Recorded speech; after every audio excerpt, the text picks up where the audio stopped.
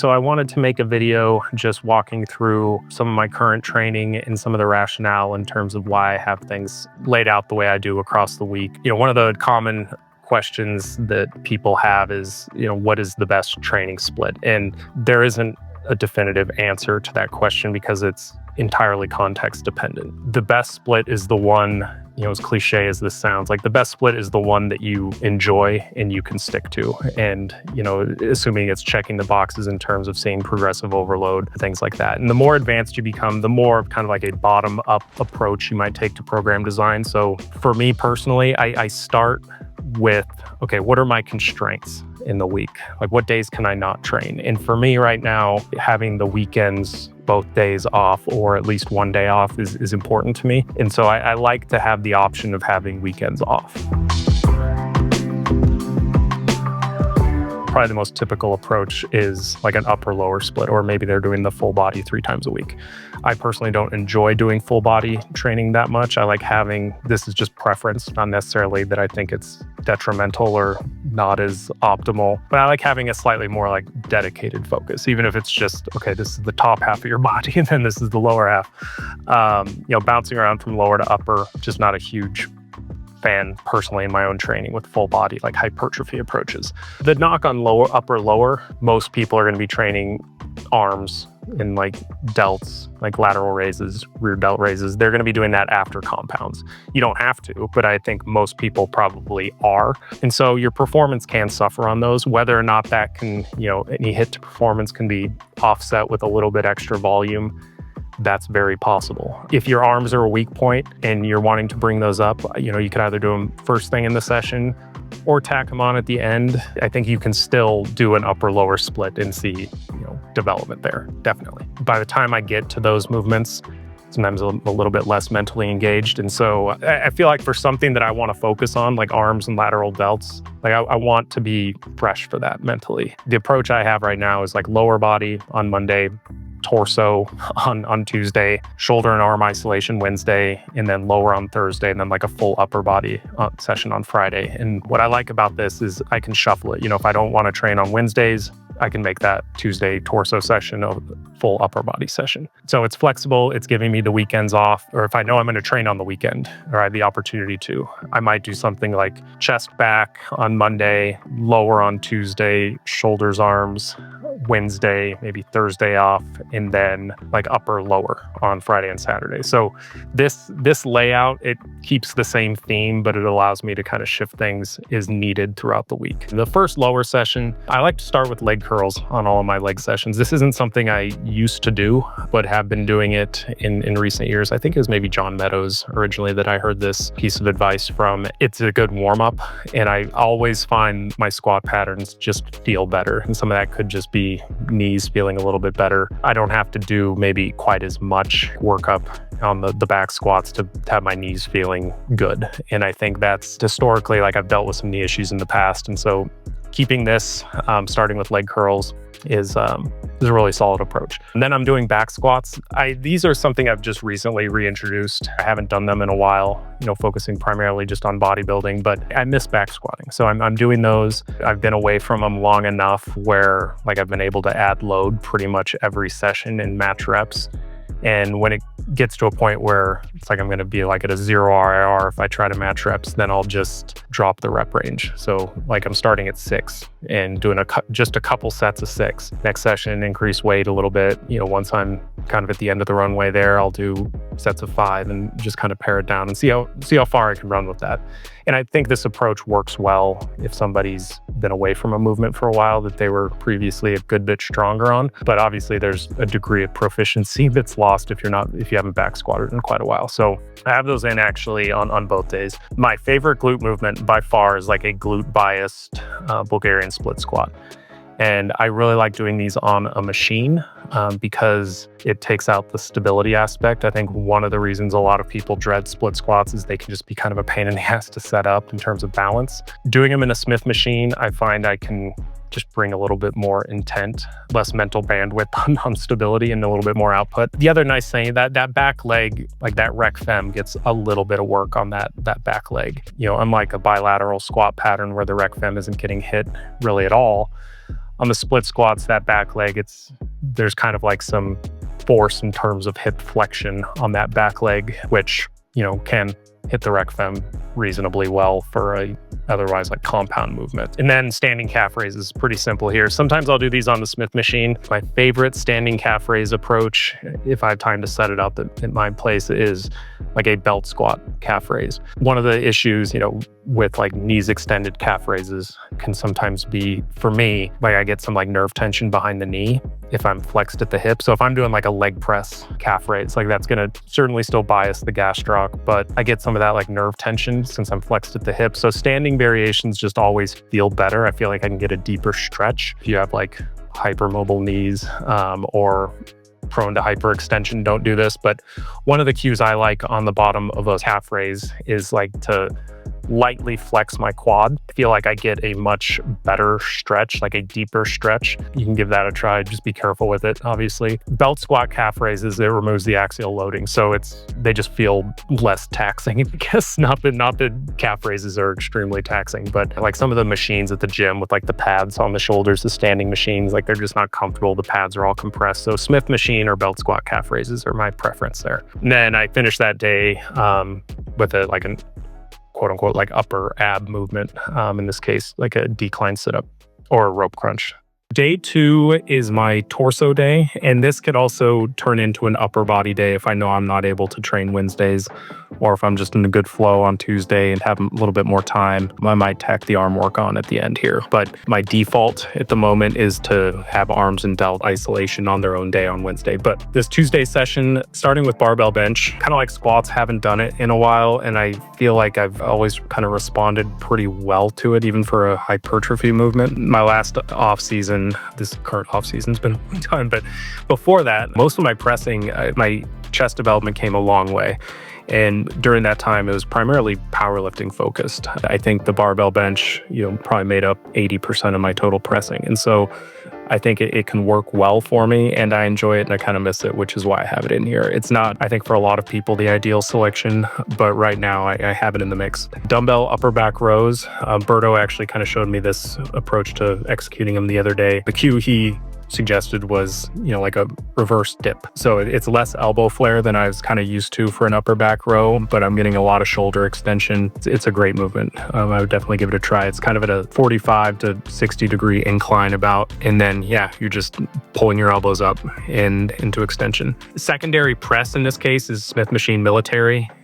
My Smith machine, or just my vertical pressing in general, has always been significantly, proportionally very weak compared to my, bench pressing. Anterior delt development, it's not like a huge strong point of mine. And so that's something I wanted to work on, even if it's in a secondary slot. I think, I don't always even have a vertical press in my plan. And so there's some additional emphasis there, and I like the benefit, the stability that the Smith machine offers. And then the sagittal pull down. So basically anything like lat focused in this case would be like elbows a little bit closer to your sides. Whether or not you think like frontal plane movements or sagittal plane movements bias the lats more than the other. Like at the end of the day, you should probably have a variation of each in your plan anyway. And so in terms of anatomy, makes the most sense that sagittal movements are going to bias the lats a little bit more. There will be some people that disagree there, but the way I have these structured is like an upper back movement and then a lat movement within each of my upper days. In this case, lats are a secondary sagittal pull movement. I'm doing like a unilateral diagonal pull around or pull across, whatever you want to call it. Just stretching the lat a little bit by pulling slightly across the body in a unilateral manner. Cable dips. So I've always really liked dips. Unfortunately, I sold my dip bar with my previous power rack. I need to get another one because I wasn't a huge fan of these. They felt a little bit awkward. They probably look a little bit rushed. And I think, I do like having the dips in there. So if you think like barbell bench, a little bit more sternal pecs, Smith machine military, definitely more anterior delt focused. But, I think for most ex-powerlifters or a lot of people just in general, they have a little bit of extension when they press. And so there's probably is a little bit of clavicular pec happening there as well. So each region of the pec is getting some work on this day. And if I didn't include the dips, like barbell bench, I'm only doing a few sets of that. So I wanted to beef up the chest volume just a little bit. Day 3 is the arms and delt isolation session. So these, I'm starting with cable preacher curls. Pad is a little bit more flat, which means more shoulder flexion, but what it allows me to do is have a little bit more of a bias in terms of resistance in that more stretch or lengthened position. If I'm doing a preacher curl with like a flatter pad with a dumbbell, like the resistance is going to drop off very quickly. And so with the cable, at least it keeps some tension, as the muscle shortens a little bit, and I enjoy this movement a lot. So rolling with that is the primary movement. Tricep press downs, extensions, movements that are a strong point for you. And I would say triceps, definitely a stronger point for me than biceps. But I think a lot of people talk themselves sometimes out of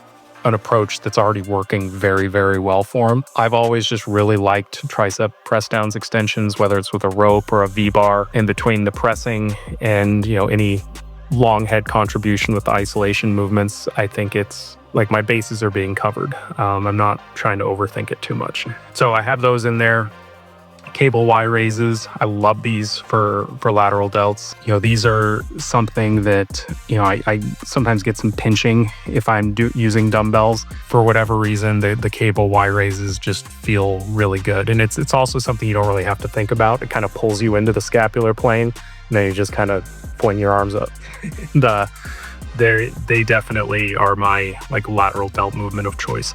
Then dumbbell hammer curls, and probably not as bicep focused, probably a little bit more brachialis, but it's think of it, just I'm doing a little bit more anterior arm work than I am triceps, and triceps are a strong point. And then on this session, if I do consolidate it with the upper session, what I'll do is I'll probably just do clusters with the preacher curls, the extensions, and the Y raises, and then I'll just skip the hammer curls most likely. And so doing rest pause, I get through, it's a long session, but with rest pause, you should be able to get through all three of those in less than 10 minutes. So it doesn't add a lot of time to it. Probably slightly more optimal having them on their own day like this. And, some people may say okay, well, you're doing arms the day after you indirectly trained arms with the compounds. And I don't think it's probably more of an issue on paper than it is in reality. I will say smoking your arms and then doing compounds the next day, there's probably going to be more negative impact with that order than doing the arms after the compounds, which is why I have it set up this way. But point being, if you're getting stronger in the movements, you're recovering enough to move the needle over time. And the mechanistic stuff is secondary to the actual outcome there. The fourth day, lower body, I'm doing, first two movements are the same. So I'm doing same rep ranges. To be honest, I'm just kind of progressing in kind of that 6 to 10 range on the leg curls. The leg curl machine I have is, I would bet a lot of money that there's not a human being on the planet that can rep that entire stack on this machine. It's comedically heavy. And so it takes time to go up in weight there, and going down in weight, reps are a little bit higher, which isn't a bad thing, but I'm trying to kind of get a little bit more comfortable going a little bit heavier on that machine. So I'm keeping the rep range the same there. Back squats, again, rep range is the same. I'm trying to add load until it feels risky, matching reps, and then I'm going to drop reps and continue to add load as long as I'm able to, and I can feel like I can do so safely. I did get a slight strain on my BMO this last week, just kind of a freak thing. Everything's been feeling good, but I might have to baby that for a week or two, do some more glute dominant, maybe some glute dominant pressing here and leg extensions instead of back squats for a bit, but not too worried about that. And then RDLs, I was doing good mornings for a while. RDLs are finally starting to feel a little bit more comfortable. Leg extensions, and then calf raises. And I don't have those on video for the session because when I strained the VMO, I called it there and packed it in, but that's usually what I'm doing on that session. Then day 5, upper body, we've got flat barbell bench. This is in a slightly lower rep range. This is around 4 barbell bench on the Tuesday sessions, 6-ish. And then unilateral cable rows, like a sagittal row, going to be a little bit more lat biased. Incline Smith machine bench. Again, I really like using the Smith machine because, the stability that it provides. And I think for a lot of pressing with free weights, the resistance profile is going to be most challenging in that more stretched position, like short or lengthened to kind of slightly mid-range position. Whereas like some machines, like a hammer strength, for example, it's kind of flipped. As you press, it gets a little bit harder as that moment arm increases at the shoulder as you press. Incline Smith machine, it's like the stability with kind of the benefit of having things that's a little bit more lengthened biased in terms of resistance profile. I'll word it that way. And then wide grip pull downs. And so this is going to be, you know, teres, rhomboids, rear delts. And I think that's, yeah, I'd kind of throw that into the bucket of upper back. This one, yeah, I'm kind of prioritizing the lats as the primary movement here. And what I'll sometimes do block to block, I might rotate the order of these some. That way, you know, movement's not on the back burner for too long, but I also like kind of riding any waves of momentum I have. And then as far as the isolation work on this day goes, I've got the overhead extensions. Pretty simple, just a rope overhead extension, Bayesian curls. These are kind of, when we talked about resistance profile, when people say lengthen biased, I think sometimes they don't realize there's sort of two elements to this. There's like the muscle length that's being reached, and also like where in the range of motion are the demands the largest. And so Bayesian curls, obviously you're reaching about the maximal length the biceps can get because your shoulder is slightly extended, but the resistance profile is also very much lengthen biased. Like it peaks in that bottom third of the movement in most cases. So whereas like an incline dumbbell curl, for example, you might have maximized muscle length, but the resistance profile is going to be more mid-range to shorten biased. There's some evidence that maybe like they compared an incline dumbbell curl in some research versus a preacher curl. So the incline dumbbell curl muscle length is going to be longer than it is in a preacher curl, but the demands in a preacher curl are more length and bias than in an incline dumbbell. If I recall correctly, the preacher curl saw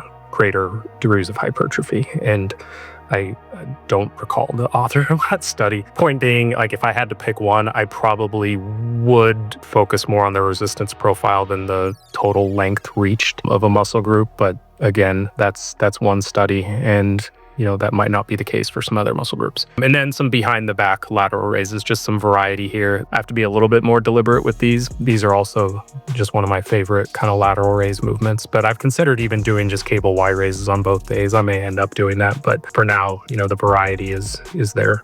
But yeah, that's pretty much it. Hope that was helpful. If anybody has any questions, feel free to ask in the comments. Definitely nothing groundbreaking. I think for a lot of people, sometimes they feel like what's optimal may require them to train on specific days that they, you know, it just doesn't make sense. And you should prioritize logistics above most everything else and then backfill from there. Yeah, thanks for watching, and we'll talk soon.